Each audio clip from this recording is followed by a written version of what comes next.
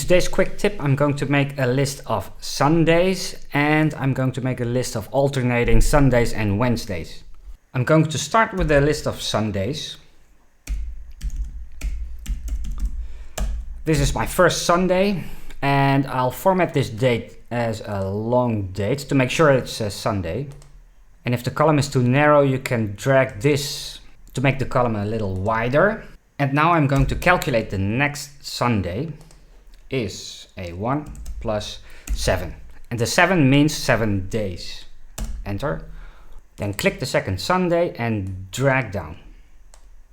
So now I get copies of the formula I typed, and every copy adds 7 days to the day in the cell above. So this is how you make a list of Sundays, but it naturally works also for Mondays or other days. And now I'll delete all my formulas. So I only have my first Sunday. And now I'm going to make a list of Sundays and Wednesdays. And now I have to type two formulas. The first formula will be equals A1 plus 3 days after Sunday, which is a Wednesday. And a second formula equals this Wednesday plus 4 days, which is the next Sunday. Now I have two formulas. Select both formulas and again drag down. And now I have an alternating list of Sundays and Wednesdays.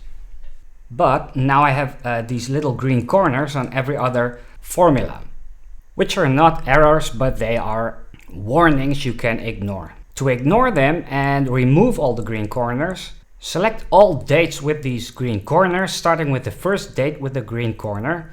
If the first cell of your selection has a green corner, you get a little yellow exclamation mark here. You can open this and ignore the errors.